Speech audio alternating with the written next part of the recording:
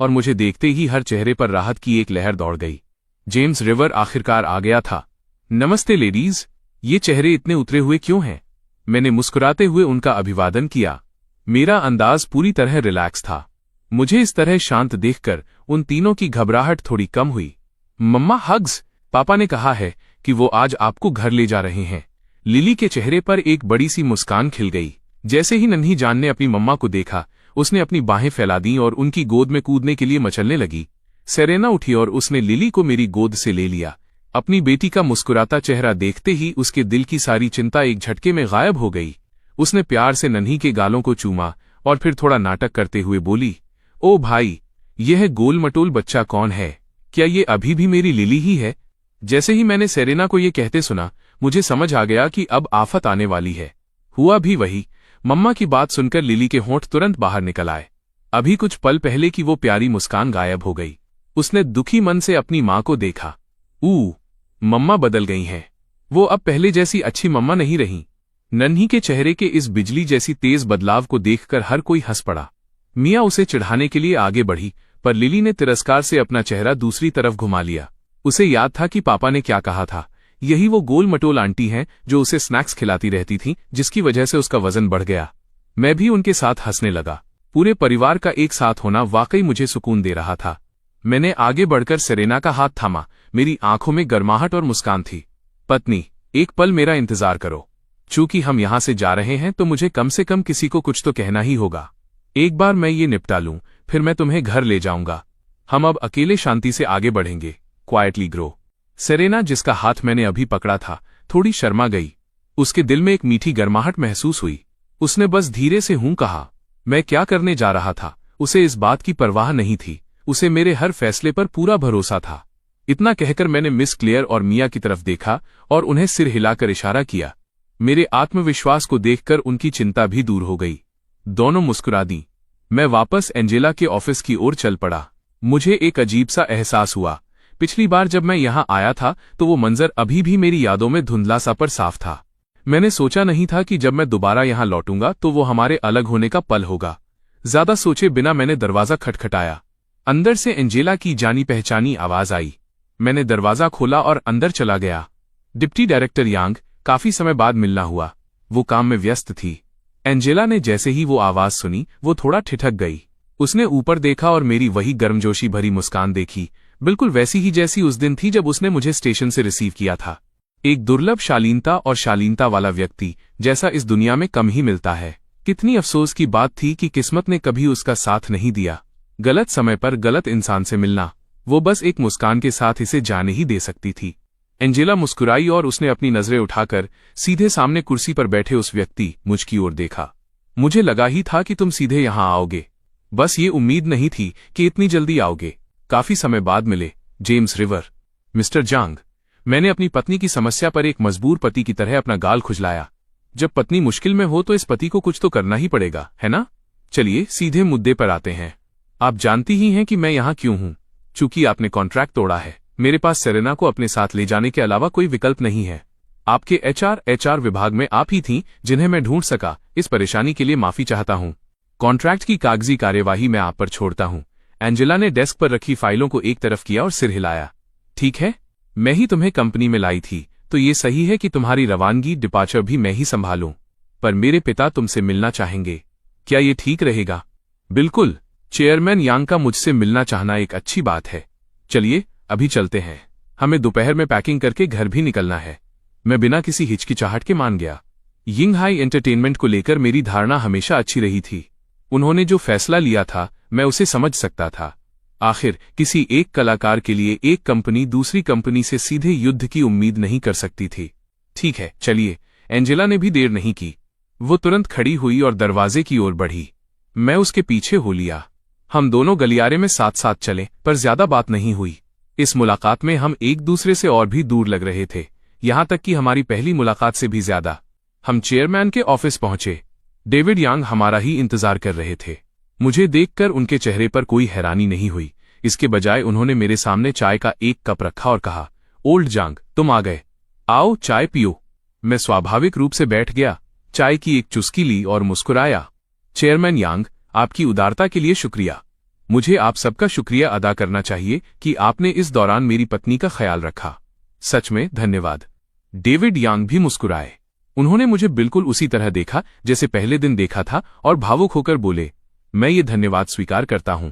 मुझे उम्मीद नहीं थी कि इतनी जल्दी हमारे रास्ते अलग हो जाएंगे। अफसोस है कि हम सेरेना को अपने साथ बनाए रखने में सक्षम नहीं रहे, पर तुम्हारा लक्ष्य तो पूरा हो गया होगा, है ना? मैंने डेविड यांग की आंखों में देखा। हम दोनों दो पुराने लोमड़ों ओल्ड फॉक्सेस की तरह थे, आंखों में मुस्कान लिए। चेयरमैन यांग, आप मुझे गलत समझ रहे हैं। तब मैं सच में पूरे दिल से चाहता था कि सेरेना आपकी कंपनी में शामिल हो। मेरा कोई और इरादा नहीं था। मैंने ये ईमानदारी से कहा और ये सच भी था। उस वक्त मैं वाकई चाहता था कि सेरेना को आराम करने के लिए एक बड़ा पेड़ मिले। मैंने बस उस गहराई को कम आंका था जो मैं अपनी मूल दुनिया से लेकर आया था। मेरी मूल दुनिया की उस गहराई ने मुझे दूसरों की नज़रों में असाधारण रूप से प्रतिभाशाली और उतना ही खतरनाक बना दिया था। मिस्टर लिन के साथ हुई उस फोन कॉल के बाद ही मुझे अचानक सब कुछ साफ दिखने लगा था। उस पल से मैं सोच रहा था, अगर यिंगहाई एंटरटेनमेंट जैसा बड़ा पेड़ भी उस चीज को पनाह नहीं दे सका जो मैं अपनी पुरानी दुनिया से लाया हूं, तो फिर क्या? सौभाग्य से मैंने पहले ही एक योजना सोच ली थी। बात फिर वहीं आकर रुकी जो उस बुजुर्ग ने कही थी, एक प्रतिभाशाली व्यक्ति को इतना विनम्र नहीं होना चाहिए। डेविड यांग। मेरी बात सुनकर डेविड यांग केवल मुस्कुराए। उन्होंने यकीन किया या नहीं ये अलग बात थी, पर उन्होंने मेज के दूसरी तरफ से सेरेना का कॉन्ट्रैक्ट मेरी ओर खिसका दिया। उन्होंने आगे कहा, कॉन्ट्रैक्ट यहां है। इस पल से सेरेना का हमारी कंपनी के साथ कोई संबंध नहीं है। उन गानों के कॉपीराइट भी पूरी तरह से सेरेना के पास रहेंगे। मैं बस इतना कह सकता हूं कि हमारी यिंगहाई एंटरटेनमेंट ने इस बार तुम्हारे लिए पूरी तरह मुफ्त में काम किया है। हमें बदले में सिर्फ एक अच्छा नाम मिला। तुमने ये खेल बहुत अच्छे से खेला नौजवान। डेविड यांग ने बेबसी और इस्तीफे भरे भाव से सिर हिलाते हुए कॉन्ट्रैक्ट मुझे सौंप दिया। डेविड यांग का अंदाज देखकर मैंने एक पल सोचा और तुरंत अपना एक हाथ आगे बढ़ाया। 5 गाने। मैं यिंगहाई एंटरटेनमेंट के लिए बिना किसी शुल्क के 5 गाने लिखूंगा। जब भी चेयरमैन यांग के मन में कोई कलाकार हो, बस मुझसे संपर्क कर लीजिएगा। इसे यिंगहाई के प्रति मेरा धन्यवाद समझें। निष्ठा का जवाब हमेशा निष्ठा से ही दिया जाना चाहिए। यिंगहाई ने सेरेना को रिसोर्स दिए थे और अब तक उन्होंने मुझसे कभी एक भी गाना नहीं मांगा था। ये उनकी ईमानदारी और सद्भावना थी। बदले में 5 गाने देना इस दौरान सेरेना का ख्याल रखने के लिए मेरा आभार और यिंगहाई की तरफ मेरा हाथ बढ़ाने का तरीका था। 5 गाने। डेविड यांग ने इस पर विचार किया। ये लगभग वैसा ही था जैसी उन्होंने उम्मीद की थी। आखिर मैंने अब तक कुल मिलाकर मुट्ठी भर गाने ही लिखे थे। उन्होंने सेरेना को सिर्फ एक मंच दिया था, उसके बदले 5 गाने मिलना एक बहुत ही उचित सौदा था। बहुत अच्छे शियाओ जांग, तुमने खुद ये बात कही है, तो वक्त आने पर मैं औपचारिकता नहीं निभाऊंगा। डेविड यांग हंसे और खड़े होकर मुझसे हाथ मिलाया। एंजेला एक तरफ खड़ी इन 2 छोटे और बड़े लोमड़ों को अपना खेल खेलते देख रही थी। उसे महसूस हुआ कि वो अभी भी इस मामले में काफी कच्ची है। उसे अब समझ आया कि बातचीत नेगोशिएशन ऐसे भी हो सकती है। किसी ने भी सीधे तौर पर कुछ नहीं कहा, फिर भी दोनों एक दूसरे का मतलब पूरी तरह समझ गए थे। डेविड यांग से थोड़ी देर और बात करने के बाद मैं खड़ा हो गया। इस मुलाकात का मकसद पूरा हो चुका था। अब और रुकने की जरूरत नहीं थी। वापस सेरेना के रेस्टरूम पहुंचा तो देखा कि बाकी सब अपना सामान पैक कर चुके थे। वे जानते थे कि अगर मैंने सेरेना को घर ले जाने की बात कही है तो मैंने आगे की योजना जरूर बना ली होगी। बस निकलने से पहले वे तीनों थोड़ी झिझक और अफसोस के साथ उस शानदार रेस्टरूम को आखिरी बार देख रही थीं। जब वे पहली बार यहां आई थीं, उन्हें यह जगह तुरंत पसंद आ गई थी। उन्होंने सोचा नहीं था कि उन्हें यहां इतना कम समय बिताने को मिलेगा। उनके चेहरों पर झिझक देखकर मैंने अपना सिर खुजलाया। मैंने ज्यादा कुछ नहीं कहा। अभी बड़े बड़े वादे करने से बेहतर था कि मैं उन्हें बाद में अपने काम से दिखाऊं। मुझे खुद पर भरोसा था, मैं उन्हें इससे भी बेहतरीन रेस्टरूम दिलाकर रहूंगा। एक दिन हम यिंगहाई एंटरटेनमेंट से निकले और आर्टिस्ट अपार्टमेंट्स पहुंचे। उन तीनों का छोटे बड़े बैग्स का सामान दोनों कारों में ऊपर तक भर गया था। एंजेला के साथ हैंडओवर की सारी प्रक्रिया पूरी करने के बाद हम कारों में बैठे और अपने घर की ओर चल दिए। शहर की ये यात्रा उन तीनों के लिए किसी सपने जैसी थी। पिछली बार जब वे यहाँ पूरे संकल्प के साथ आए थे तो ऐसा लग रहा था जैसे वो कल की ही बात हो। किसी ने नहीं सोचा था कि पलक झपकते ही वापस जाने का समय आ जाएगा। मियाँ कार की खिड़की से तेजी से पीछे छूटते नज़ारों को देख रही थी। मन में एक हल्की उदासी महसूस करते हुए वो मुड़ी और गाड़ी चला रही मिस क्लेयर की ओर देखा। मिस क्लेयर, आपको क्या लगता है कि जेम्स रिवर अब आगे क्या करेंगे? मिस क्लेयर ने सिर हिलाया, पर उनके चेहरे पर एक छोटी सी मुस्कान आ गई। मुझे नहीं पता, पर मुझे यकीन है कि उनके पास कोई न कोई रास्ता जरूर होगा। बिल्कुल वैसे ही जैसे जब वो मुझे ढूंढते हुए अस्पताल आए थे। उनमें मुझे एक ऐसा आत्मविश्वास दिखता है जो दूसरे लोगों में नहीं होता। मिया ने आधा समझते हुए सिर हिलाया और फिर से खिड़की के बाहर देखने लगी। उसने भी गौर किया था कि पता नहीं कब वो आदमी जिसे वो कभी नापसंद करती थी, अब वो सहारा एंकर बन गया था जिस पर बाकी सब भरोसा करते थे। जब तक वे सब घर पहुंचे, आसमान में अंधेरा छा चुका था। मिया उस रात मिस क्लेयर के यहां रुकने वाली थी। उन्होंने कल मेरे घर पर नूडल सूप साथ में खाने का प्रोग्राम बनाया और फिर विदा ली। घर वापस आने के बाद अपनी मां से दोबारा मिलकर लिली की ऊर्जा 7वें आसमान पर थी। शाम के 7 बजे बज चुके थे, पर नन्ही जान की आंखों में नींद का नामोनिशान नहीं था। वो सेरेना की बाहों में दुबक गई थी और बाहर आने को तैयार नहीं थी। आपको समझना होगा कि जब से उसने किंडरगार्टन शुरू किया था, उसका एक अच्छा रूटीन बन गया था। आमतौर पर इस वक्त मैं उसे परियों की कहानियां सुनाकर सुला रहा होता था, पर कल रविवार था, इसलिए मैंने भी ज्यादा जोर नहीं दिया। हम तीनों ने साथ में साधारण सा डिनर किया। खाना खाने के बाद लिली की जिद पर मुझे और सेरेना को उसके साथ सोफे पर दुबक कर कार्टून देखने पड़े। सेरेना और नन्ही लिली एक बार फिर मेरी बाहों में सिमट गईं, दोनों तरफ एक एक। उस पल मुझे एक सच्चे फैमिली हेड जैसा एहसास हुआ और मेरे चेहरे पर इतनी बड़ी मुस्कान थी कि गालों में दर्द होने लगा। सच में पूरे परिवार के साथ होने से बेहतर कुछ भी नहीं। आम दिनों में जब सिर्फ लिली साथ होती थी तो मुझे हमेशा जिंदगी में किसी चीज की कमी महसूस होती थी। शानदार लिविंग रूम की उस हल्की और गर्म रोशनी में लिली की हंसी समय समय पर गूंजती रही। साथ में टीवी पर चल रहे कार्टून के शोर ने घर के हर कोने को खुशियों से भर दिया। कार्टून के 2 एपिसोड खत्म होने के बाद सेरेना लिली को जबरदस्ती हाथ मुंह धुलाने ले गई। मैं धीरे से हंसा, अंगड़ाई ली और टीवी बंद कर दिया। जब सेरेना और लिली तैयार होकर बेडरूम में चली गईं, तब मैंने भी शॉवर लिया और फिर बड़े और छोटे दोनों को उनकी बेड टाइम स्टोरी सुनाने के लिए बिस्तर पर जा लेटा। कहानी के बीच में ही लिली जल्दी सो गई। मैंने सावधानी से लाइट बंद की और सोने की तैयारी करने लगा, पर कुछ ही देर बाद लिली के ऊपर से होती हुई एक गर्माहट भरी कोमलता मेरी बाहों में आकर सिमट गई। मेरी नींद का एक एक कतरा तुरंत उड़ गया। मैंने नीचे देखा और अंधेरे में सेरेना के भरे हुए गालों को धीरे से सहलाया। उसका एहसास पहले से भी कहीं बेहतर था। अंधेरे में मुझे सेरेना की तेज होती सांसें और उसके दिल की धड़कन सुनाई दे रही थी। अगले ही पल मैंने अपनी आंखें बंद की और अंधेरे में उसके होंठ ढूंढकर उसे चूम लिया। सेरेना के मुंह से एक हल्की आह निकली। उसका शरीर एक पल के लिए ठिठका और फिर पूरी तरह कोमल होकर मुझमें सिमट गया। दूरियां अक्सर प्यार बढ़ा देती हैं। दोनों ही उस पल में खो गए। काफी देर बाद सेरेना ने अपने दोनों हाथ मेरे सीने पर रखे। उसकी सांसें उखड़ी हुई थीं, पर वो इतनी होश में थी कि उसने मेरे शरारती हाथ को पीछे हटा दिया और फुसफुसाते हुए बोली, अभी नहीं, लिली जाग जाएगी। मैं भी संघर्ष कर रहा था। मेरा गला सूख गया था। मैंने मुश्किल से थूक गूंटा और अपने अंदर की बेचैनी को दबाया। मुझे पता है, मैं नहाने जा रहा हूं। इतना कहकर मैंने एक गहरी सांस ली, सावधानी से बिस्तर से उतरा और फुर्ती से बाहर निकल गया। मुझे डर था कि अगर मैं एक पल और वहां रुका तो अपना आपा खो दूंगा। सेरेना का ये अंदाज वाकई बहुत दिलकश था। ये कितनी मुश्किल स्थिति थी। साफ था कि लिली के लिए एक अलग कमरा ढूंढना अब मेरी प्रायोरिटी लिस्ट में सबसे ऊपर होना चाहिए। मैंने ठंडे पानी से शॉवर लिया ताकि दिमाग से हर फालतू विचार निकल जाए। सितंबर के अंत में मौसम अब उतना गर्म नहीं था, खासकर रात में। अब मुझे सिर्फ ठंड लग रही थी, कोई और विचार बाकी नहीं रहा। मैं वापस रजाई में घुसा और सेरेना को अपनी बाहों में खींच लिया। इस बार दोनों में से कोई नहीं हिला। बाहर रात गहरी थी और अंदर दोनों एक दूसरे को थामे हुए थे। धीरे धीरे दोनों गहरी नींद में सो गए। अगले दिन मेरे यहाँ सिर्फ मिस क्लेयर और मिया ही नहीं आए, बल्कि चेन फोंग को भी बुलाया गया था। ये चेन फोंग की सबके साथ पहली औपचारिक मुलाकात थी। बस ये मुलाकात वैसी शांत नहीं रही जैसी मैंने सोची थी। अभी लिविंग रूम में मिया और चेन फोंग एक दूसरे को ऐसे घूर रहे थे जैसे कट्टर दुश्मन हो। उनके बीच में मासूम लिली अपनी बड़ी बड़ी आंखें झपका रही थीं। उसे बिल्कुल समझ नहीं आ रहा था कि ये अंकल और आंटी लड़ने क्यों वाले हैं। मैं यहां पहले आई थी, लिली मेरे साथ रहेगी। मिया, जो कद और काठी में चेन फोंग से छोटी थी, तेवर दिखाने में बिल्कुल पीछे नहीं थी।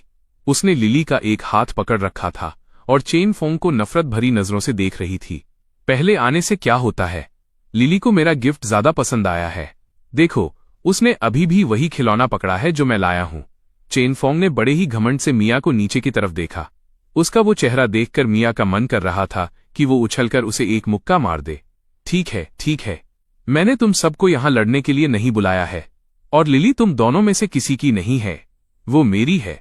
मैंने बेबसी से अपना सिर पकड़ा और लिली को उन दोनों के बीच से उठाकर अपनी गोद में ले लिया। इस पर उन दोनों ने मुझे ऐसे घूरा जैसे मैंने उनकी कोई कीमती चीज छीन ली हो। उनकी उस नाराजगी को इग्नोर करते हुए मैं लिली को लेकर सोफे पर बैठ गया। मिया फुफकारती हुई सेरेना के पास गई, उसका हाथ पकड़ा और आपको क्या लगता है, क्या मिया और चेन फोंग की ये नोकझोंक आगे चलकर हमारी नई कंपनी में कोई मजेदार मोड़ लाएगी? इसे जोर से हिलाना शुरू कर दिया। मैसेज साफ था, अपने हस्बैंड को कंट्रोल में करो, वो लोगों को बुली कर रहा है। चेनफोंग भी साफ तौर पर नाखुश था। वो अभी अभी आया था और मुश्किल से उस नन्हे बच्चे को गोद में ले पाया था। अभी तो वो ठीक से वार्म अप भी नहीं हुआ था जब मिया वहां आ गई और उसके लिए उससे लड़ने लगी, और अब मैं भी इसमें कूद पड़ा था। ओल्ड जैंग, तुमने मुझे यहां सिर्फ मेरे साथ मजे लेने के लिए बुलाया था, है ना? चेनफोंग ने एक लंबी कराह के साथ कहा, लेकिन मैंने उस बात को आगे नहीं बढ़ाया। इसके बजाय मैं सीधा खड़ा हुआ और कहा, मैंने तुम्हें यहां इसलिए बुलाया है क्योंकि मैं तुम्हारे साथ कुछ डिस्कस करना चाहता हूं। मुझे सीरियस होते देख सबने अपनी मस्ती छोड़ दी और ध्यान से सुनने लगे। यार, मैं एक एंटरटेनमेंट कंपनी शुरू करना चाहता हूं। नाम इसे शी एंटरटेनमेंट कहते हैं। अगर तुम आजकल फ्री हो तो एक सूटेबल लोकेशन ढूंढने में मेरी मदद करो। शुरुआती स्केल बहुत बड़ा होने की जरूरत नहीं है। आखिर हमारे पास अभी ज्यादा लोग नहीं है। मेरी बातें सुनकर हर किसी के अंदर एक खामोश एक्साइटमेंट की लहर दौड़ गई। मिस क्लेयर और मिया खासकर जब उन्होंने सुना कि मैं एक एंटरटेनमेंट कंपनी शुरू करने जा रहा हूं, उनके अंदर उम्मीद की एक लहर जाग उठी। ये एक ऐसी कंपनी बनाने जैसा होगा जो सच में उनकी अपनी होगी। अब और दूसरों के मूड के हिसाब से जवाब देने की जरूरत नहीं होगी। भले ही ऐसा कुछ एक दूर के सपने जैसा लग रहा था, लेकिन इसे मेरे मुंह से सुनकर हमेशा लोगों को एक सुकून और पॉसिबिलिटी का एहसास होता था। चेनफोंग इसे सुनकर ज्यादा हैरान नहीं था। उसे भी आज आने से पहले सेरीना की ब्लैकलिस्टिंग के बारे में पता चल गया था। मेरा अब एक एंटरटेनमेंट कंपनी सेटअप करना पूरी तरह से सेंस बना रहा था। चेनफोंग को बस एक पल सोचने की जरूरत पड़ी और उसकी आंखें चमक उठीं। वो एक्साइटमेंट से भरे चेहरे के साथ आगे बढ़ा। ओल्ड जैंग, जिस कमर्शियल बिल्डिंग में अभी हमारी कंपनी है, उसका एक फ्लोर असल में रेंट के लिए लिस्ट होने वाला है। अभी तक किसी ने उसे लिया नहीं है। मुझे लगता है वो लोकेशन ग्रेट रहेगी और उसके ऊपर हम दोनों कंपनियों को एक ही बिल्डिंग में मूव कर सकते हैं। शी एनिमेशन, शी एंटरटेनमेंट, दो कंपनियां साथ होने से आगे जाकर चीजें बहुत ज्यादा कन्वीनियंट हो जाएंगी। मैंने अपनी भौहें सिकोड़ी और एक पल के लिए इस पर विचार किया। शहर के सेंटर में वो मल्टी स्टोरी कमर्शियल बिल्डिंग, वो सच में एक अच्छा स्पॉट था और एक अर्ली स्टेज कंपनी की लोकेशन के लिए कन्वीनियंट था। ये बिल्कुल काम करेगा। एक बार जब कंपनी बाद में टेक ऑफ कर लेगी तो हम हमेशा एक नई जगह ढूंढ सकते हैं। ठीक है यार, पहले उनसे जाकर बात करो। अगर बात बन जाती है तो हम एक हफ्ते में ऑफिशियली कॉन्ट्रैक्ट साइन करने चलेंगे। बस एक पल के सोच विचार के बाद फैसला ले लिया गया। पूरा एक हफ्ता इंतजार क्यों? चेनफोंग ने एक पजल लुक के साथ पूछा। अगर इसे एक हफ्ता डिले करना था तो उसे लीज की डेट को टालने का कोई रास्ता भी ढूंढना होगा। मैं थोड़ा चिढ़ गया। भला और क्या वजह होगी? मेरे पास अभी उतना पैसा नहीं है और कुछ ऐसी चीजें भी हैं जो अभी तक हुई नहीं है। मुझे थोड़ा और इंतजार करना होगा। अभी सही समय नहीं है। मुझे पहले बुलेट को थोड़ा उड़ने देना होगा। मैं उनकी कंफ्यूज्ड एक्सप्रेशंस को देखकर मुस्कुराया और आगे कुछ नहीं कहा गया। एक्सप्लेनेशन का वही अंत था। समय तेजी से बीता। पलक झपकते ही सितंबर लगभग खत्म हो चुका था। सेरीना को शहर वापस आए एक हफ्ता हो गया था। ऑनलाइन नेटिजन्स जो बेसब्री से सेरीना के आने वाले नए एल्बम का इंतजार कर रहे थे, धीरे धीरे नोटिस करने लगे कि कुछ गड़बड़ है। बिना ये जाने कि ये कब शुरू हुआ, ऑनलाइन सेरीना के बारे में लेटेस्ट न्यूज अचानक शांत हो गई थी। अचानक और बिना किसी वार्निंग के बस गायब हो गई। उन्हें पता भी नहीं चला कि क्या हुआ था, और जाहिर है उन्हें पता चलेगा भी नहीं। ये सब उन छोटी और मिड साइज्ड एंटरटेनमेंट कंपनियों की वजह से था, जिन्होंने कुछ दिनों तक साइडलाइंस पर बैठकर देखने के बाद कि मैंने कोई मूव नहीं किया है, अपनी कार्रवाई शुरू कर दी थी। आखिर ये बड़े तीन में से एक था। पावरफुल कैपिटल का मुकाबला कभी भी एक अकेला इंसान नहीं कर सकता, और अपनी चिंताएं दूर होने के बाद अलग अलग कंपनियों ने मूव करना शुरू कर दिया।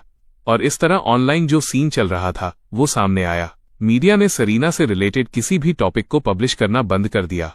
दूसरे सेलिब्रिटीज और इन्फ्लुएंसर्स जो सेरीना के साये से आजाद हो गए थे फिर से शोर मचाने लगे। यहां तक कि एंटरटेनमेंट गॉसिप अकाउंट्स ने भी धीरे धीरे सेरीना से रिलेटेड कुछ भी पोस्ट करना बंद कर दिया। ये सब कैपिटल का काम था। यहां तक कि नेटिजन्स के अपने पोस्ट के मोमेंटम को भी इन ताकतों ने दबा दिया था। समय ऐसा लग रहा था जैसे पॉज बटन दब गया हो। सेरीना से जुड़ा हर टॉपिक ठीक एक हफ्ते पहले की स्थिति में फ्रीज हो गया था।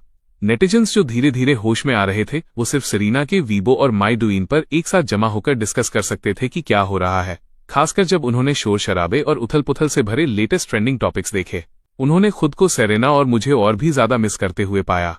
और इसलिए बहुत से नेटिजन्स ने उनके वीबो पेजों और डुइन अकाउंट्स पर बाढ़ ला दी और पूछने लगे कि क्या हुआ था।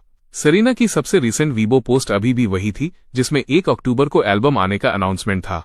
इस पॉइंट पर उस पोस्ट के नीचे कमेंट काउंट 10 मिलियन को पार कर गया था। व्यू काउंट 100 मिलियन क्रॉस कर चुका था। अभी भी यहीं हूं, अभी भी जिंदा हूं। क्या चल रहा है? अचानक सब शांत क्यों हो गया? आकर कुछ कहो।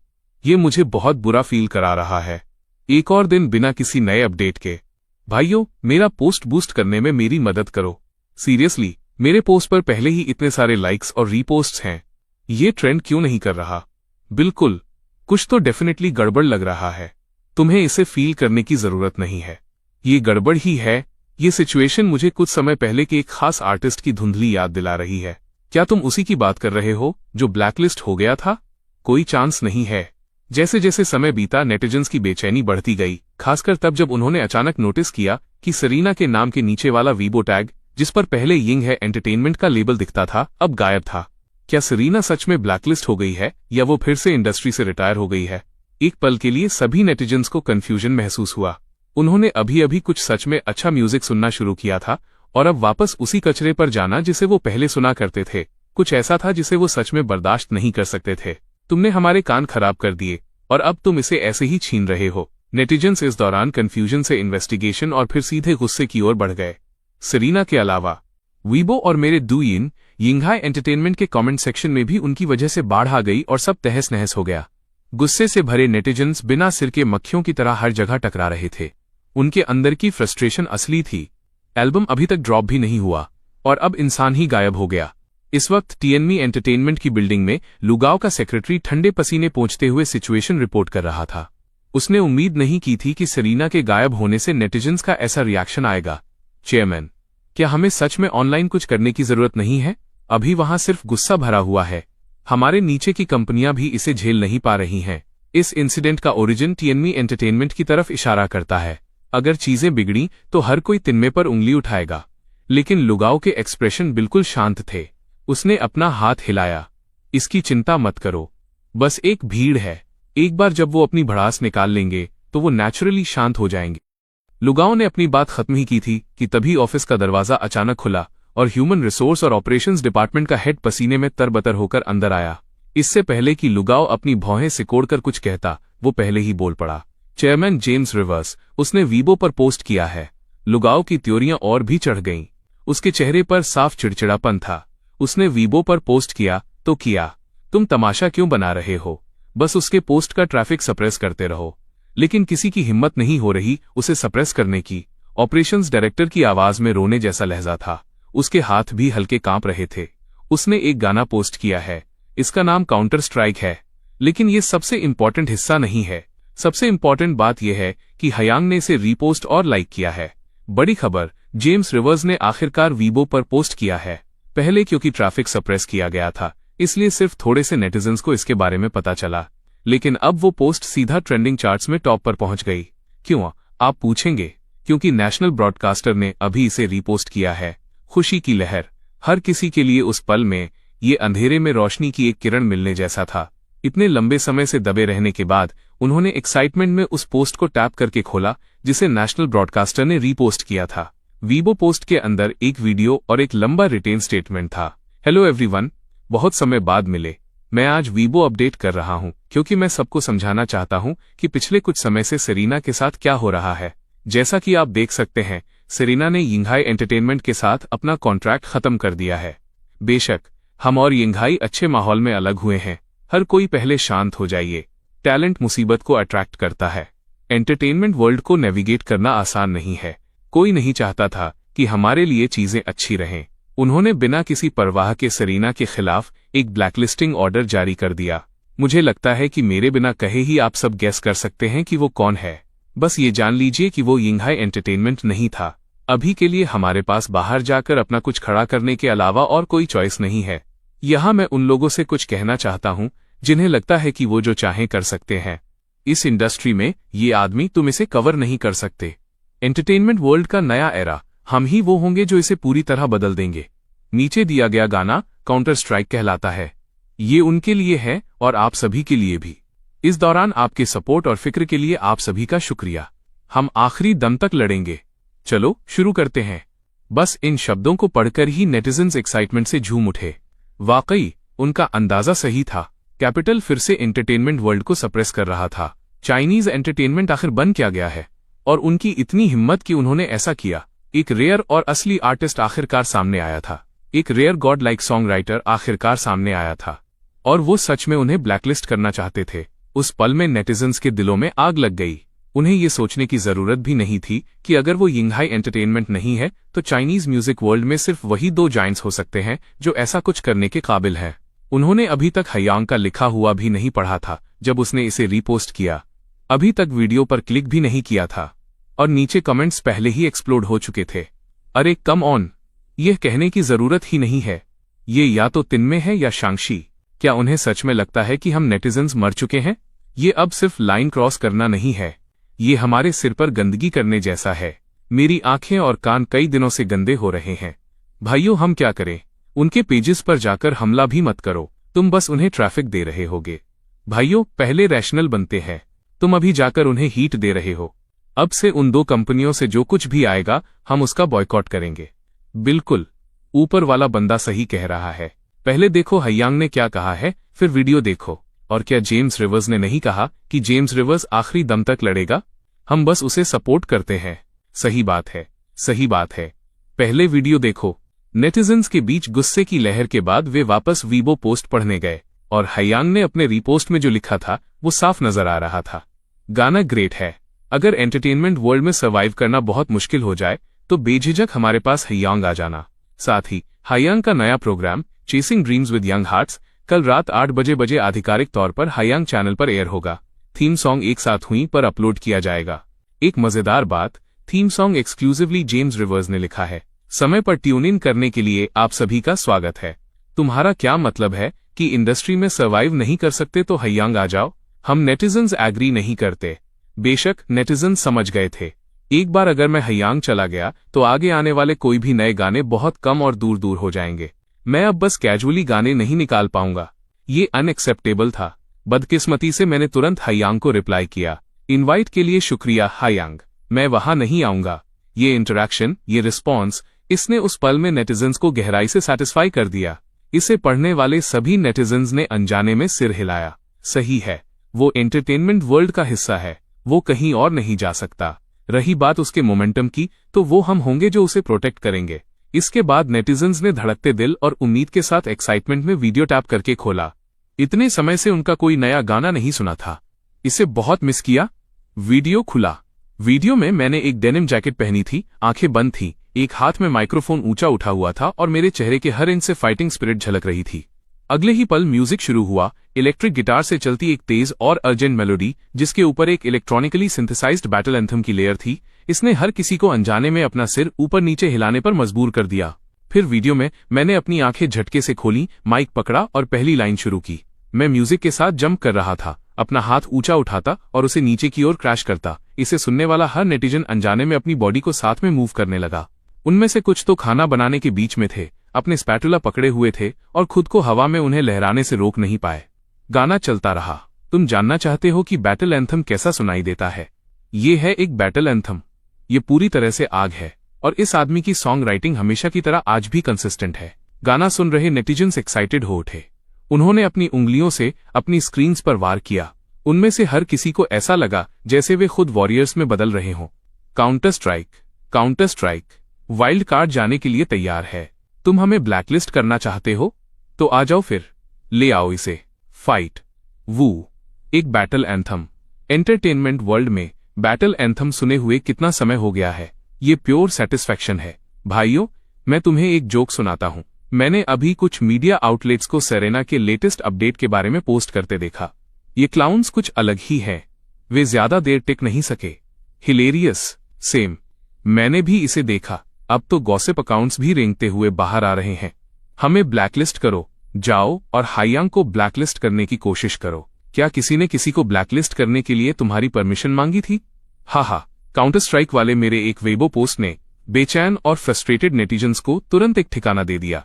उस आदमी ने लगभग अजय अंदाज में एंटरटेनमेंट वर्ल्ड के एस्टैब्लिश्ड ऑर्डर को तोड़ दिया था। अपनी टैलेंट के साथ उसने सबसे हाई प्रोफाइल तरीके से कदम आगे बढ़ाया था, ये डिक्लेयर करते हुए कि एंटरटेनमेंट वर्ल्ड का एक नया एरा आधिकारिक तौर पर आ चुका है।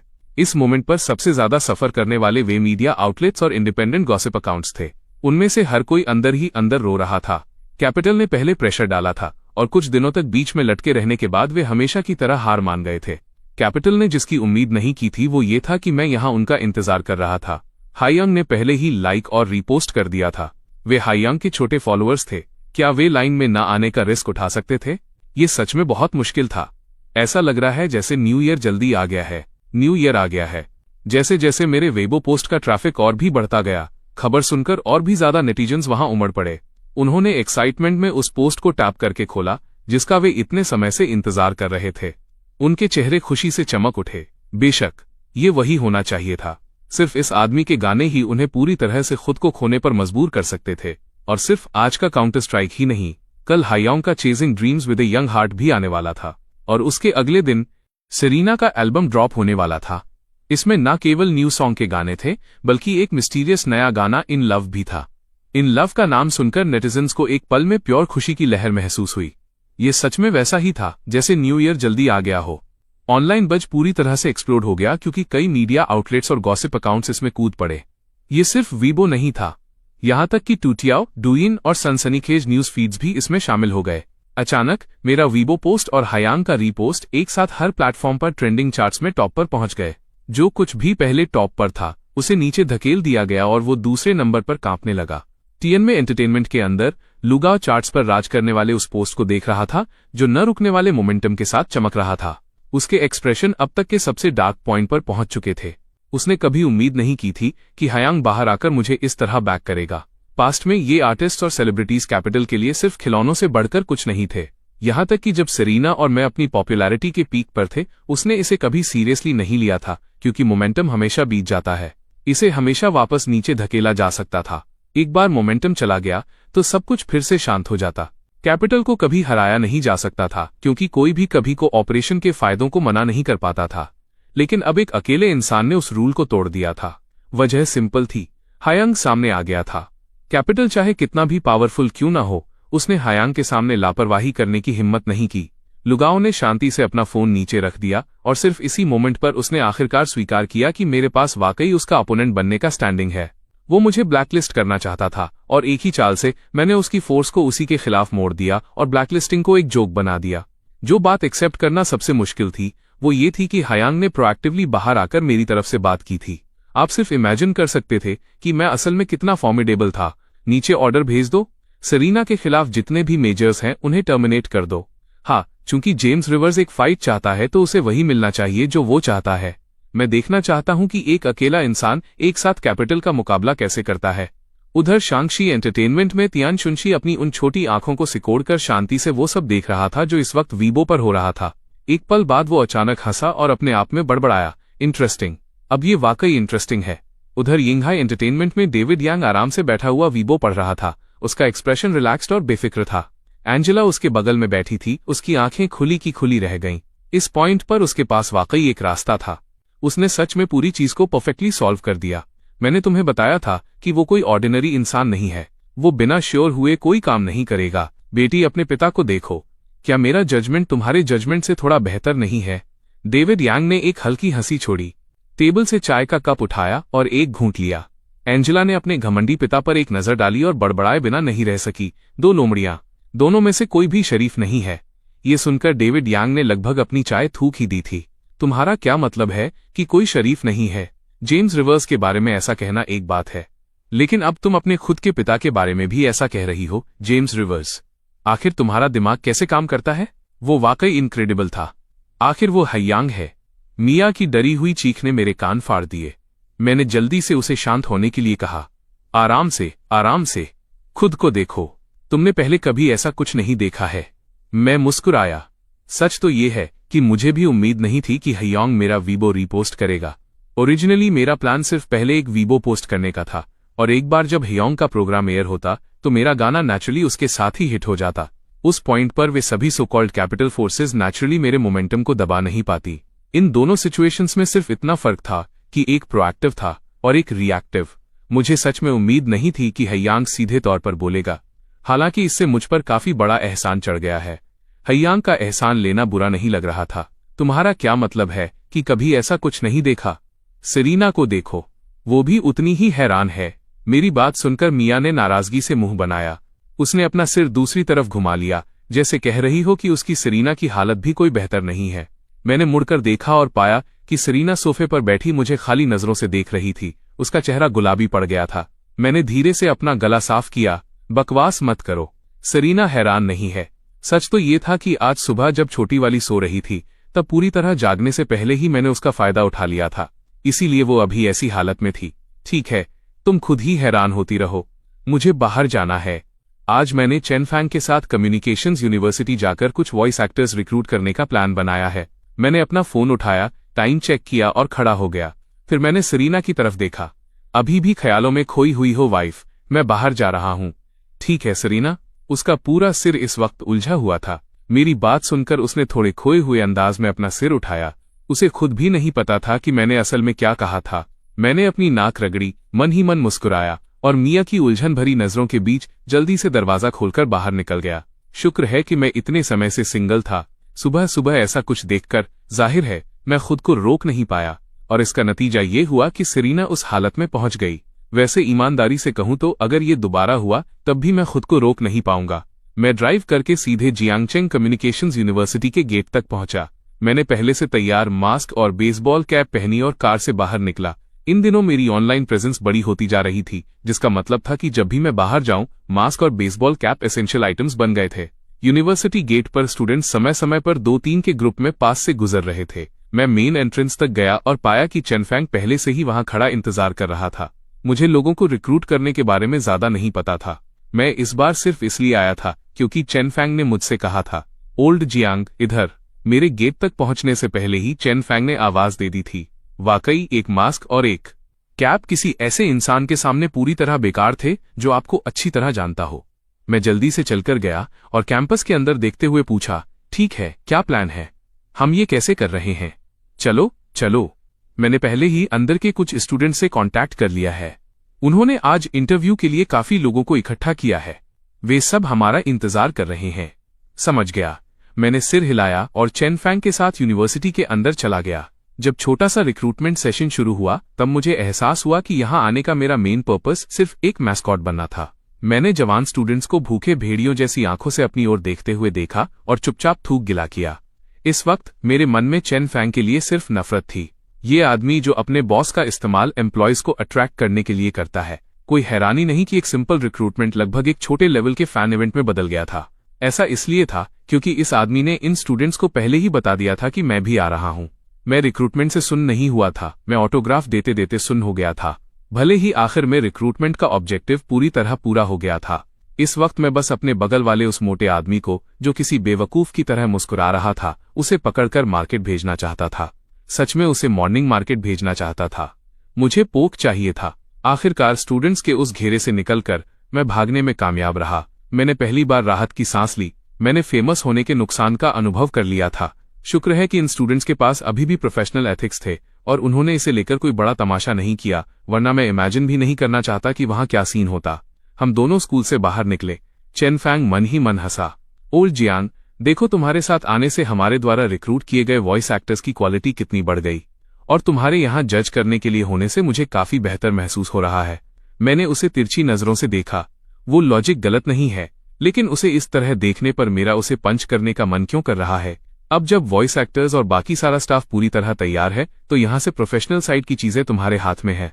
दोस्त, तुम्हें कैसा लग रहा है? क्या तुम कॉन्फिडेंट हो? मैं पिछले टॉपिक पर नहीं अटका और दूसरे सवाल पर आ गया। चेन फैंग एक पल के लिए रुका, फिर उसके चेहरे पर एक कॉन्फिडेंट मुस्कान फैल गई। उसने सिर हिलाया और पूरी सीरियसनेस के साथ कहा, बिल्कुल ओल्ड जियांग, शायद पर्सनल साइड की चीजों में मैंने गलती की हो, लेकिन प्रोफेशनली मुझे पता है कि मैं क्या कर रहा हूं। बस देखते जाओ। जैसे ही चेन फैंग बोला, वो पहले से ही अपने दिमाग में टाइमलाइन कैलकुलेट कर रहा था। उसे इस एनिमेशन को पूरा करके तैयार करना था। जब तक वैंगजुन का एनिमेशन एयर होता, तुम वापस खड़े होते हो या गिर जाते हो। चेन फैंग उस तरह का बेवकूफ नहीं था जो किसी से रंजिश रखे और उसे बढ़ने दे। मैं मुस्कुराया और कुछ नहीं कहा। मुझे यकीन था कि चेन फैंग आगे आने वाली हर चीज को संभाल लेगा। हम दोनों एक साथ पार्किंग लॉट की तरफ बढ़े। चलते चलते मैं अचानक अपने ट्रैक पर रुक गया। अपना सिर उठाकर थोड़ी दूर सामने की ओर देखने लगा। वहां किसी मोमेंट पर स्टूडेंट्स का एक झुंड इकट्ठा हो गया था। उस भीड़ के बीच से म्यूजिक की आवाज बाहर आ रही थी। वो म्यूजिक कुछ जाना पहचाना सा लगा। ये यकीनन वही पहला गाना था जो मैंने यहाँ आने के बाद गाया था। Forever have you. चलो चलकर देखते हैं। मेरी आंखें हल्की सी चमक उठीं। ये पहली बार था जब मैं सड़क किनारे अपना ही कोई गाना बजते हुए सुन रहा था। नेचुरली मुझे थोड़ी क्यूरियोसिटी हुई। चेन फैंग ने सिर हिलाया। हम दोनों जल्दी से चलकर वहां गए, भीड़ के बीच से रास्ता बनाया और घेरे के बीच में दो नौजवानों को पाया। एक हाथ में गिटार लिए पूरी फीलिंग के साथ फॉरएवर हैव यू गा रहा था, दूसरा उसके बगल में खड़ा था और आसपास के लोगों के साथ इंटरैक्ट कर रहा था। वे दोनों साफ तौर पर इस यूनिवर्सिटी के स्टूडेंट नहीं थे। वे उम्र में थोड़े बड़े थे, उनका लुक कुछ खास नहीं था और उनकी पीठ पर जो कपड़े थे वे धुल धुलकर फीके पड़ चुके थे। भले ही कपड़े पुराने थे, लेकिन वे अस्त व्यस्त नहीं लग रहे थे। असल में वे काफी सलीके से पहने गए थे। उनका सामान बगल में खुली जमीन पर रखा हुआ था। मैंने अपनी आंखें बंद की और ध्यान से सुना। यह लड़का बहुत खूबसूरत गा रहा था, यहाँ तक कि मुझसे भी थोड़ा ज्यादा सोलफुली। इसने मुझे और भी सुखद सरप्राइज दिया। ये एक अच्छा टैलेंट था। वाकई आप चाहे किसी भी दुनिया में हो, वहां हमेशा ऐसे टैलेंटेड सिंगर्स होते हैं जो अनडिस्कवर रह जाते हैं। आखिर हर कोई सिंगर सॉन्ग राइटर नहीं होता, जिनके लिए गाना लिखने वाला कोई ना हो, प्रमोट करने वाला कोई ना हो और कोई ट्रैफिक ना हो। ऐसे बहुत से लोग सिर्फ टिप्स के लिए एक बार से दूसरे बार भटकते रहते हैं और उम्मीद करते हैं कि कोई टैलेंट स्काउट उन्हें नोटिस कर ले। उस जगह मौजूद नौजवान ने अपना गाना खत्म किया। उन दोनों ने अपने इक्विपमेंट थोड़े एडजस्ट किए, फिर दूसरे गाने पर स्विच किया और साथ मिलकर गाने लगे। ये एक ऐसा रैप था जो मैंने पहले कभी नहीं सुना था। उनमें से एक बिजली की रफ्तार से रैप कर रहा था, जबकि दूसरा क्लाइमैक्स पर साथ दे रहा था। उनका कोऑर्डिनेशन फ्लॉलेस था और उसने आसपास के माहौल को पूरी तरह इलेक्ट्रीफाई कर दिया था। पास खड़े स्टूडेंट्स अपने हाथ हिला रहे थे और अपनी बॉडी मूव कर रहे थे। भीड़ से समय समय पर चीयर्स और सीटियों की आवाज आ रही थी। उस मोमेंट में यंग लोगों की एनर्जी पूरी तरह से दिख रही थी। मैंने खुद को बिना सोचे सिर हिलाते हुए पाया। ये रैप ठीक ठाक ही था, लेकिन ये कम से कम उस स्नैक एक्सप्लोजन पिगिनकल या जो कुछ भी मैंने पहली बार आने पर सुना था उससे तो बहुत बेहतर था। और आप बता सकते थे कि इन दोनों की वोकल एबिलिटीज वाकई इंप्रेसिव थीं। उन्होंने साफ तौर पर पहले भी कई बार भीड़ के सामने परफॉर्म किया था। उनकी स्टेज प्रेजेंस आउटस्टैंडिंग थी। इसने मेरे अंदर कुछ हलचल पैदा की। मैं असल में एक एंटरटेनमेंट कंपनी शुरू करने जा रहा था। ये सिर्फ कहने की बात नहीं थी और इस वक्त मुझे सच में लोगों की कमी थी। एक और गाना खत्म हुआ। मैंने सिर्फ थोड़ी देर सोचा और फिर मजबूती से कदम आगे बढ़ाया। हे, इंटरप्ट करने के लिए सॉरी। मैं आप दोनों से पूछना चाहता था, क्या आप किसी एंटरटेनमेंट कंपनी को ज्वाइन करने में इंटरेस्टेड हैं? चूंकि मैंने पहले ही अपना मन बना लिया था, इसलिए मैंने घुमा फिराकर बात नहीं की। मैंने सीधे और मुद्दे की बात पूछी। वे दोनों साफ तौर पर हैरान रह गए। फिर उन दोनों के चेहरों पर सरप्राइज के बड़े भाव आ गए। उनमें से एक का तो माइक्रोफोन पकड़ा हुआ हाथ भी हल्का कांप रहा था। क्या आप एक टैलेंट स्काउट हैं? मुझे थोड़ा अजीब लगा। अच्छा हुआ कि मैंने पहना हुआ था। एक मास्क और कोई देख नहीं सकता था। मैं असल में एक एंटरटेनमेंट कंपनी शुरू करने का प्लान बना रहा हूं और इत्तेफाक से मेरे पास लोगों की कमी है। मैं सोच रहा था कि क्या आप दोनों इंटरेस्टेड होंगे? ये शब्द सुनते ही मेरे सामने खड़े वे दोनों जैसे स्वर्ग से नरक में गिर गए हों। उनके चेहरों पर जो एक्साइटेड एक्सप्रेशंस थे वे तुरंत फीके पड़ गए। सीरियसली, कंपनी अभी खुली भी नहीं है और लोगों को रिक्रूट करने आ गए। शायद कोई रातों रात गायब होने वाली फर्जी कंपनी होगी। आसपास के स्टूडेंट्स, जिन्हें पता नहीं था कि अभी क्या हुआ है, वे बस क्यूरियोसिटी के साथ इस सीन को देख रहे थे। उनमें से कुछ तो पहले ही चिड़चिड़ापन दिखाने लगे थे। ऐसा इसलिए था क्योंकि मेरी अचानक एंट्री ने वहां के खुशनुमा माहौल को बिगाड़ दिया था। I am sorry. भले ही हम खास फेमस नहीं हैं, लेकिन फिर भी हम ऐसी कंपनी ढूंढना चाहेंगे जिसकी कोई असली बैकिंग हो। उनमें से एक ने हल्की मुस्कान के साथ कहा और मेरा इन्विटेशन डिक्लाइन कर दिया। इससे पहले कि मैं कुछ और कह पाता, चेन फैंग उछलते हुए वहां आ गया। मैंने जल्दी से उन दोनों की तरफ पलकें झपकाईं। क्या आप सच में ये नहीं जानना चाहते कि आप अभी असल में किससे बात कर रहे हैं? चेन फैंग को इस तरह देखकर वे दोनों काफी हिल गए थे। उन्होंने मुझे और भी ध्यान से देखा, फिर अपनी भौहें सिकोड़ी। जितना ज्यादा वे देख रहे थे, मेरा हुलिया उन्हें उतना ही जाना पहचाना लग रहा था। मैं भी थोड़ा मुस्कुरा दिया। आखिर मैं ऐसा इंसान था जिसकी कंपनी अभी तक खुली भी नहीं थी और इस वक्त मैंने मास्क और बेसबॉल कैप भी पहनी हुई थी। कोई भी इसे मना कर देता। मना करने की जल्दी मत करो। पहले मैं अपना इंट्रो दे देता हूं। मेरा नाम जेम्स रिवर्स है। मैं उस गाने का क्रिएटर हूं जो आप अभी गा रहे थे, फॉरएवर हैव यू। मेरी बात सुनते ही वे दोनों जम गए, एकदम सुन्न। इस वक्त उनके इमोशंस बिल्कुल एक रोलर कोस्टर की तरह थे। अभी ऊपर गए थे, फिर नीचे गिरे और अब अचानक वापस टॉप पर पहुंच गए। उनकी आंखें और भी चौड़ी होती गईं। चेहरों पर यकीन न कर पाने वाले भाव थे, क्योंकि वे अपने सामने खड़ी इस जानी पहचानी पर्सनैलिटी को देख रहे थे। जेम्स रिवर्स उनके आइडल। एक बार से ज्यादा उन दोनों ने ये फैंटेसी की थी कि अगर किसी दिन मैं उनके लिए एक गाना लिख दूं तो वे खुशी खुशी मर सकते हैं। एक गिफ्टेड वोकलिस्ट की एक एक्सेप्शनल सॉन्ग राइटर के प्रति यही स्पेशल फीलिंग होती है। ऐसा एक भी आर्टिस्ट नहीं है जो अपना खुद का एक ग्रेट गाना होने का सपना न देखता हो। एक सिंगर और एक सॉन्ग राइटर एक बेहतरीन घोड़े और उसकी कीमत पहचानने वाले जौहरी की तरह होते हैं। बेहतरीन घोड़े हमेशा मिल जाते हैं, लेकिन उन्हें सच में पहचानने वाला कोई रेयर ही होता है। क्या सच में यह जेम्स रिवर्स है? वही जेम्स रिवर्स जिसके हर गाने मास्टरपीस हैं? हाँ, मैंने साफ तौर पर हाँ कहा।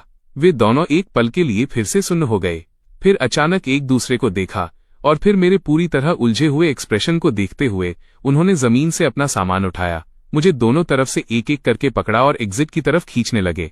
हमें साइन कर लो, चलो चलते हैं, यहाँ बहुत ज्यादा लोग हैं। उनके चलने का तरीका ऐसा था जैसे दो किडनैपर्स ने किसी होस्टेज को पकड़ लिया हो, इस डर में कि अगर उन्होंने एक सेकंड के लिए भी नजरें हटाई तो मैं भाग सकता हूं। जब तक हमारा ग्रुप एक शांत जगह पर नहीं पहुंच गया तब तक उन दोनों ने मेरे हाथ नहीं छोड़े। वे एक्साइटमेंट से भरे चेहरों के साथ मुझे देख रहे थे। मैं मुस्कुराया और जो मास्क मैंने पहना था उसे उतारने के लिए हाथ बढ़ाया। पहने हुए मास्क को उतार दिया, जिससे वो हैंडसम चेहरा सामने आ गया जो अब पब्लिक के लिए काफी जाना पहचाना था। मैंने अपना हाथ आगे बढ़ाया। हेलो, फॉर्मल इंट्रोडक्शन, मैं जेम्स रिवर्स हूं। जब उन्होंने सच में मुझे अपने सामने खड़ा देखा तो उनके चेहरों पर खुशी और भी बढ़ती गई। चश्मा पहने हुए बाईं ओर के लंबे लड़के ने जल्दी से अपने कपड़े पर हाथ पोंछा और मेरा हाथ मजबूती से पकड़ लिया। हेलो, मुझे यकीन नहीं हो रहा कि ये सच में आप हैं। मेरा नाम फैंग शाओक्सियाओ है। आपसे मिलकर बहुत खुशी हुई। सच कहूं तो अभी ऐसा लग रहा है जैसे मैं कोई सपना देख रहा हूं। फैंग शाओक्सियाओ की मुस्कान इतनी बड़ी थी कि उसके मुंह के कोने लगभग कानों तक पहुंच रहे थे। उसने वाकई उम्मीद नहीं की थी कि अभी कुछ दिनों पहले ही वे दोनों पी रहे थे और मेरे गाने सुन रहे थे, और उसने ईर्ष्या से कहा था, अगर काश मैं इन दोनों के लिए एक गाना लिख पाता तो वे अपनी नींद में भी हंसते। और अब मैं यहाँ था, जीता जागता, उसके ठीक सामने खड़ा था। फैंग शाओक्सियाओ का इंट्रोडक्शन सुनकर मेरे मुंह का कोना अनजाने में फड़क गया। मैं दूसरे छोटे नौजवान की तरफ मुड़ा जो अभी फॉरएवर हैव यू गा रहा था। मुझे मत बताना कि तुम्हारा नाम यू शुहान है। नौजवान साफ तौर पर हक्का बक्का रह गया, फिर हैरानी में आंखें फाड़कर देखने लगा। आपको कैसे पता? खैर, फैंग शाओक्सियाओ और यू शुहान एक साथ? क्या इन दोनों लड़कों के पेरेंट्स भी ऐसे लोग थे जो किसी और दुनिया से आए थे? मैंने अपने दिमाग को दौड़ने दिया, हालांकि मुझे पता था कि इस दुनिया के इतिहास में वो कविता नहीं थी। ठीक है, फैंग शाओक्सियाओ और यू शुहान, मैं आपको फिर से अपनी कंपनी ज्वाइन करने के लिए इनवाइट कर रहा हूं। भले ही मेरी कंपनी अभी एस्टैब्लिश नहीं हुई है, मैं अभी आपसे फ्यूचर के बारे में कोई प्रॉमिस नहीं कर सकता, लेकिन कम से कम मैं आपको किसी भी दूसरी एंटरटेनमेंट कंपनी जैसी ही टर्म्स और बेशक ऐसे गाने ऑफर कर सकता हूं जो आप पर सूट करें। मैं अभी उनकी परफॉर्मेंस देखकर वाकई उनका मुरीद हो गया था। मैं पूरे समय ध्यान से सुन रहा था। मुझे महसूस हुआ कि इन दोनों में किसी भी ट्रेंडिंग आर्टिस्ट के साथ कंधे से कंधा मिलाकर खड़े होने की काबिलियत है, और उनके नाम, उनका मेरे साथ एक अनपेक्षित पोइटिक कनेक्शन था। इससे मुझे हमेशा ऐसा एहसास होता था जैसे मैं घर के किसी इंसान से मिल रहा हूं। फैंग शाओक्सिया और यू शुहान को बस एक दूसरे की तरफ देखने की जरूरत पड़ी, फिर दोनों वापस मुड़े और पूरी गंभीरता के साथ सिर हिलाया। बिना एक पल की हिचकिचाहट के, हम साथ हैं। अगर हमें पता होता कि वो आप हैं तो हम कभी मना नहीं करते। इस वक्त म्यूजिक वर्ल्ड में अगर आप हमसे पूछें कि हम सबसे ज्यादा किसकी तारीफ करते हैं तो जवाब आप हैं। James reverse. यू शुहान ने अपने सिर का पिछला हिस्सा खुजलाया। उसके चेहरे पर थोड़ी शर्मिंदगी थी और आगे कहा, आप असल में हमारे आइडल हैं। बस कुछ दिन पहले हम पी रहे थे और आपके बारे में बात कर रहे थे। अगर हमें आपके द्वारा लिखा गया एक भी गाना मिल जाए तो हम पूरी तरह सेटिस्फाई हो जाएंगे। फैंग शाओक्सियाओ भी मुस्कुराया। उसके चेहरे पर न केवल एक्साइटमेंट थी बल्कि एक शांत एहसास की झलक भी थी। ग्रेजुएशन के बाद हमने अपना घर छोड़ दिया और अपने सपनों का पीछा करने यहाँ आ गए। हम सालों से भटक रहे हैं और मेहनत कर रहे हैं, लेकिन सपना कभी सच नहीं हुआ। हम बस साधारण परिवारों के बच्चे हैं जो एंटरटेनमेंट वर्ल्ड में जगह बनाने की कोशिश कर रहे हैं। ये बहुत मुश्किल है, आप बेसिकली वहां कोई उम्मीद नहीं देख सकते। उस पर फैंग शाओक्सियाओ के चेहरे पर एक और भी उज्जवल मुस्कान खिल गई। मिलना, तुमसे मिलना, ये हमारे सपने के सबसे करीब होने जैसा है। अगर आपने हमें इनवाइट नहीं भी किया होता तो भी हम आपके पीछे भागते और हमसे जुड़ने की भीख मांगते। हम बहुत कड़ी मेहनत करेंगे। अपने सामने इन दो सच्चे चेहरों को देखकर मुझे अपने सीने में एक हलचल महसूस हुई। इनवाइट करने वाला मैं था और फिर भी वे इसे लेकर इतने खुश थे। एंटरटेनमेंट वर्ल्ड की यही हकीकत थी। बिना फेम के सिर्फ टैलेंट होना काफी नहीं है। यहाँ दब जाना और भुला दिया जाना बहुत आसान है। ये टैलेंटेड आर्टिस्ट्स एकदम नीचे फंसे हुए थे। जैसे ही एक छोटा सा अवसर उनके पास आया, उन्होंने अपनी पूरी मेहनत और अपनी 100% पैशन उड़ेल दी। ठीक है, पहले कॉन्टैक्ट इन्फॉर्मेशन एक्सचेंज कर लेते हैं। एक बार कंपनी एस्टैब्लिश हो जाए तो मैं तुमसे कॉन्टैक्ट करूंगा और तुम सीधे आ सकते हो। मैंने ये बात गंभीरता से कही। मैंने अपना फोन निकाला और उन दोनों के साथ नंबर्स एक्सचेंज किए, फिर उन्हें वीचैट पर भी ऐड कर लिया। वे दोनों साफ तौर पर एक्साइटेड थे, यहां तक कि उनके फोन पकड़े हुए हाथ भी थोड़े कांप रहे थे, लेकिन उनके चेहरों की मुस्कान और भी बढ़ती जा रही थी। कॉन्टैक्ट इन्फॉर्मेशन एक्सचेंज करने के बाद हमने कुछ मिनट और बातचीत की और फिर मैंने विदा ली। बाकी सब कुछ एक्सी एंटरटेनमेंट के एस्टैब्लिश होने तक इंतजार करना होगा। इसमें ज्यादा समय नहीं लगेगा। एक बार जब हायांग का प्रोग्राम एयर हो जाएगा और सेरेना का एल्बम ड्रॉप हो जाएगा तो शी एंटरटेनमेंट इस दुनिया में सामने आ जाएगा। मैं अभी ज्यादा दूर नहीं गया था कि पीछे से मुझे फैंग शाओक्सियाओ की अपने परिवार को कॉल करने की आवाज सुनाई दी। उसकी वो लाइन, मम्मी मुझे एक कंपनी मिल गई है, सुनकर मेरी आंखों में लगभग आंसू आ गए। उस फीलिंग को मैं किसी और से बेहतर समझता था। अपनी असली दुनिया में ग्रेजुएशन के बाद मैंने भी अपना नाम बनाने से पहले सालों तक भटकना सहा था। मुझे याद है जब मैंने अपना पहला गाना लिखा था और उसे किसी ने पहचाना था। वो एहसास मुझे आज भी याद है। उस वक्त मेरे पास इसे शेयर करने के लिए कोई भी नहीं था। मैं सिर्फ अकेले सेलिब्रेट कर सकता था, खुद के लिए एक छोटा सा केक खरीदकर उस मौके को याद करता था। घर वापस आने तक आसमान धीरे धीरे काला हो गया था। मिया और मिस क्लेयर पहले ही जा चुकी थीं। लाइट्स की सुनहरी रोशनी के नीचे नन्ही लिली सोफे पर दुबक कर अपने खिलौनों से खेल रही थी। दरवाजा खुलने की आवाज सुनकर उसने अपना छोटा सा सिर उठाया, फिर उसकी आंखें खुशी से चमक उठीं। डैडी घर आ गए, मैं घर आ गया हूं। लिली क्या खेल रही है? मैंने जवाब दिया और जल्दी से सोफे की तरफ बढ़कर छोटी वाली को अपनी बाहों में उठा लिया। चब्बी अंकल ने जो पजल दिया था उससे खेल रही हूं। डैडी, लिली की इसे जोड़ने में मदद करो। मम्मी ने कहा है कि खाना खाने से पहले हमें इसे खत्म करना होगा। ठीक है, फिर तो हमें कड़ी मेहनत करनी होगी। मैं हंसा और नन्ही लिली को उठाकर सोफे पर बिठाया और उसके साथ पजल जोड़ने लगा। उसी वक्त सेरेना किचन से गर्मा गर्म डिशेज लेकर बाहर आई। उसकी आंखें भी चमक रही थीं। उसने डिशेस को डाइनिंग टेबल पर रखा और सोफे पर बैठे हम दोनों को देखा। उसने बहुत समय से ये सीन नहीं देखा था। वो चाहे कितनी बार भी इसे देख ले, उसका मन कभी नहीं भरता था। उस पल में मेरा दिल भी उतनी ही गर्माहट से भरा हुआ था। दोपहर वाली वो अकेली फीलिंग अब बिना किसी निशान के गायब हो चुकी थी। इस लाइफ में मेरे पास फैमिली थी। चांदनी बहुत कोमल थी। छोटा सा घर हंसी और बातों से भरा हुआ था। रात बीत गई। आज वो दिन था जब हायांग अपना program chasing dreams with a young heart release करने वाला था। अभी सिर्फ एक ही दिन बीता था, लेकिन हर प्लेटफॉर्म पर इसके प्रमोशन की कवरेज हर जगह फैल चुकी थी। वीबो पर टॉप ट्रेंडिंग टॉपिक एकदम चटक लाल रंग में चमक रहा था। नेटिजन्स बहुत पहले से इसके लिए पूरी तरह तैयार थे। उन्होंने सुबह से ही ऑनलाइन इसके बारे में बातें करना शुरू कर दिया था। सब लोग इधर आ जाओ, हायांग और शी को मिस नहीं कर सकते। अभी काउंटर स्ट्राइक का खुमार उतरा भी नहीं था कि अब chasing dreams with a young heart भी ड्रॉप हो गया। मेरे कान धन्य हो गए हैं, तुमसे ज्यादा धन्य। ये तो एक तरह से अपनी तारीफ खुद करना हुआ। बहुत सारे अच्छे गाने होने में बुराई ही क्या है, फिर मत सुनो। हा, सुना है कोई सेरेना को ब्लैकलिस्ट करना चाहता था। हाँ, भूल जाओ उसे। उनमें इससे 10 गुना ज्यादा हिम्मत लाओ। मैं यहीं खड़ा हूं, देखता हूं कौन कदम उठाने की हिम्मत करता है। कल तिनमे और शेजी एक्सी के ऑफिशियल अकाउंट्स पूरी तरह से तहस नहस हो गए थे। भड़के हुए नेटिजन्स के विपरीत एंटरटेनमेंट कंपनियां सिर्फ बेबस होकर देख सकती थीं। एक भी कदम उठाने की हिम्मत नहीं कर पा रही थीं। सिर्फ एक दिन और ट्रेंडिंग चार्ट्स पर एक बार फिर मेरा और हायांग का कब्जा था। हर कोई जानता था कि मैं किसके लिए खड़ा हूं, लेकिन कोई इसके बारे में कुछ नहीं कर सका। वे कुछ कर भी नहीं सकते थे। उस आदमी को हायांग का सपोर्ट जो था। रात 8 बजे आखिरकार वो पल आ गया जिसका बेसब्री से इंतजार था। हायांग का प्रोग्राम आधिकारिक तौर पर एयर हुआ। जो भी इस पल का इंतजार कर रहे थे उन्होंने तुरंत हायांग चैनल पर टैप किया। अगले ही सेकंड स्क्रीन पर एक मेहनती स्टूडेंट दिखाई दिया। उसके सामने डेस्क पर किताबों का ढेर लगा हुआ था। चिलचिलाती गर्मियों की गर्मी में एक पंखा लगातार चल रहा था। इसके बावजूद उसके मासूम चेहरे से पसीने की बूंदें गिर रही थीं। उसने ऊपर देखा। ब्लैकबोर्ड के बगल में कॉलेज एंट्रेंस एग्जाम का काउंटडाउन था। उसी पल म्यूजिक बजना शुरू हुआ। मैं टीवी के सामने बैठकर प्रोग्राम देख रहा था। जब गाना शुरू हुआ तो मैं एक पल के लिए सुन्न रह गया। कुछ पलों के लिए मुझे अपनी दूसरी दुनिया के ओरिजिनल सिंगर की आवाज सुनाई देने लगी। वे बिल्कुल एक जैसे थे। हायांग ने वाकई कमाल कर दिया। उन्होंने इस गाने के सार को तुरंत समझ लिया था। इस सिंगर की आवाज और उसके अंदर की पावर, हर एलिमेंट ने ये साफ कर दिया कि हायांग ने सच में इस गाने को सुना और समझा है और इसे पूरी तरह से जीवंत कर दिया है। जैसे ही गाना शुरू हुआ, वीडियो देख रहा हर नेटिजन भी जम गया। उस पल में उनमें से हर किसी को अनजाने में वो समय याद आ गया जब उन्होंने खुद कभी अपने सपनों के लिए लड़ाई लड़ी थी। प्रोग्राम के विजुअल्स बदले।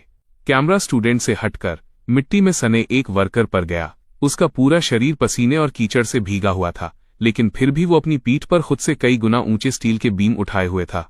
गाना चलता रहा। पूरे समय ऐसा लगा जैसे कोई इंसान शांति से अपनी कहानी बता रहा हो कि कैसे उनके सपनों का पीछा करना एक बार भी नहीं रुका। विजुअल वर्कर से हटकर एक व्हाइट कॉलर ऑफिस वर्कर पर गया। उसका सीनियर उसे डांट रहा था और वो झुककर माफी मांग रहा था। प्रोग्राम देख रहे नेटिजन्स इस पल में अपनी मुट्ठियां भींचने से खुद को रोक नहीं पाए। उनमें से हर किसी को इन सीन्स में अपनी एक झलक दिखाई दे रही थी। ये सब ऐसी चीजें थीं जिनसे वे इस वक्त गुजर रहे थे या पहले ही गुजर चुके थे। हर इंसान ने इसे गहराई से महसूस किया। मेरे साथ सोफे पर बैठकर प्रोग्राम देख रही सेरीना उस पल टीवी को घूर रही थी और गाना सुन रही थी। यहां तक कि उसे भी अपने अंदर इसकी गूंज महसूस हुई। पसीने और संघर्ष के वे पल जब कोई अपने सपने की ओर कदम बढ़ाता है। ऐसा लग रहा था जैसे ये गाना बजते ही वो सब अनजाने में सतह पर आ गया हो। उसे इस तरह देखकर मैंने धीरे से उसका गर्म हाथ अपने हाथ में ले लिया। मैं मुस्कुराया। ये तो अभी सिर्फ इंट्रो है, असली मेन सेक्शन अभी आना बाकी है। आखिर ये रॉक म्यूजिक है। जब वोकल्स वर्स के आखिर में रिग्रेट शब्द तक पहुंचे तो वे अचानक ऊंचाइयों पर चले गए। विजुअल्स में स्टूडेंट ने अपना सिर झुकाया और पागलों की तरह लिखने लगा। वर्कर ने अपनी पीठ झुकाई और आगे बढ़ता रहा। ऑफिस वर्कर अपने कंप्यूटर पर पागलों की तरह डॉक्यूमेंट्स रिवाइज कर रहा था। ये सपने के प्रति समर्पण और भविष्य की उम्मीद थी। ऑनलाइन हर इंसान ने उस पल में अपने इमोशंस को अचानक जकड़ा हुआ महसूस किया। वे इस फीलिंग को समझते थे। इसने उन्हें रुला दिया। ये उनके दिल के सबसे गहरे हिस्से में हार मानने से इनकार था। अपने दांत पीसकर बार बार आगे और आगे बढ़ना, चाहे जीत हो या हार। उस पल में हर किसी के दिल में जलती हुई भावना जाग उठी। उन्होंने अपने दांत भींचे और सब कुछ बाहर निकाल देना चाहा। अगले ही पल चीखती हुई मेल वॉइस के साथ म्यूजिक और ऊपर उठा। ठीक उसी समय परिणाम की परवाह किए बिना हार न मानने वाली ताकत के साथ ये हर सुनने वाले के कानों में उतर गया। हर किसी के दिल में जलती आग उस चीखते हुए और उमड़ते हुए वोकल से एक पल में भड़क उठी। यही वजह थी कि वे मुझे सुनने के लिए तैयार थे। यही कारण था कि मेरे गाने हमेशा लोगों को पूरी तरह से अपनी ओर खींच लेते थे। नेटिजन्स के दिलों में बसी शुद्ध और न बदलने वाली भावना उस चीखती हुई आवाज से एक पल में जाग गई। अंदर के इमोशंस इसी पल पूरी तरह रिलीज हो गए। मैं रो रहा हूं। सिर्फ इसी गाने के लिए मैं फटी हुई आवाज को अनुमति देता हूं। इसे फटने दो। ये सिर्फ आवाज का फटना नहीं है। मुझे लगता है कि ये फटी हुई आवाज ही इसका सार है। सपने का पीछा करो, सपने का पीछा करो। ऐसा लग रहा है जैसे मैं कोई गाना नहीं सुन रहा, बल्कि अपनी रूह के सबसे गहरे हिस्से की एक चीख सुन रहा हूं।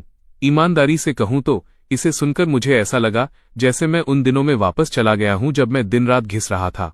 आखिर में मैंने कर दिखाया। आप शायद उस फीलिंग को नहीं समझेंगे।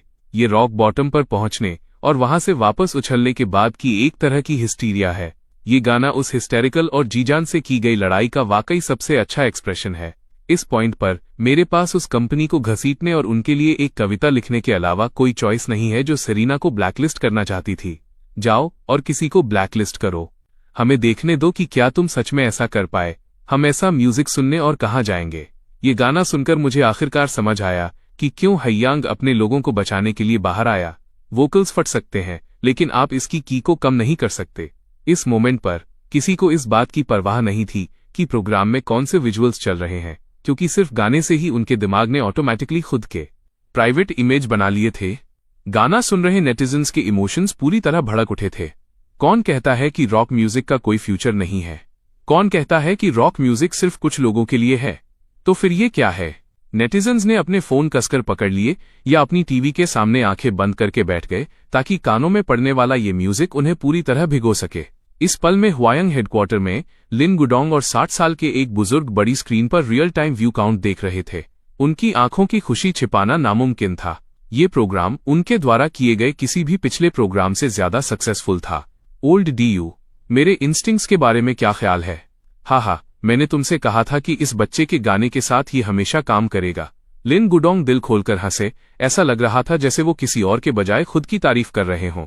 हुआयंग के चीफ डायरेक्टर के तौर पर दुगू भी गहरी फीलिंग के साथ बोले, मैंने बहुत लंबे समय से इतना टैलेंटेड नौजवान नहीं देखा है। ये सच में उससे मिलने की इच्छा जगाता है और मैंने कभी ये भी नहीं कहा था कि ये काम नहीं करेगा। जिस पल मुझे ये गाना मिला, मैंने पहले ही इस पल को इमेजिन कर लिया था। वरना क्या तुम्हें लगता है कि मैं उस नौजवान के लिए स्टैंड लेता? वो अभी भी स्क्रीन पर बढ़ते हुए नंबर्स देख रहे थे, लेकिन उनका चेहरा पहले से ही मुस्कुराहट से भर गया था। लिन गुडोंग ने अपनी भौहें चढ़ाईं। ये बूढ़ा आदमी बस ये मानने को तैयार नहीं था कि टैलेंट पहचानने वाली उसकी अपनी पारखी नजर ने ही ये सब मुमकिन किया है। प्रोग्राम अभी अपने आधे रास्ते पर ही पहुंचा था। जैसे जैसे और भी लोग जुड़ते गए, मोमेंटम बढ़ता रहा।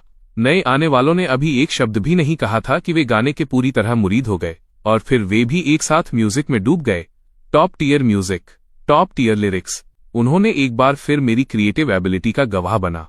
ये आदमी अगर चला गया तो हर किसी के कान कैसे सरवाइव करेंगे? मुझे इस वक्त इस बारे में कोई अंदाजा नहीं था। मैं भी पूरी तरह से म्यूजिक में खोया हुआ था। मैंने सेरीना का छोटा सा हाथ पकड़ रखा था। हमारी उंगलियां आपस में उलझी हुई थीं, जैसे एक मुट्ठी बन गई हो। उस पल में हम दोनों बिल्कुल एक ही काम कर रहे थे। दोनों ने अपनी आंखें बंद कर ली थी, अपने सिर झुला रहे थे और हर शब्द का आनंद ले रहे थे। Pure complete enjoyment. इस पल से पहले कोई भी rock song chasing dreams with a young heart जैसा नहीं था, जिसने उन्हें ऐसा महसूस कराया हो जैसे उनके कान एक पूरी तरह से नए तरह की सफाई से गुजरे हों।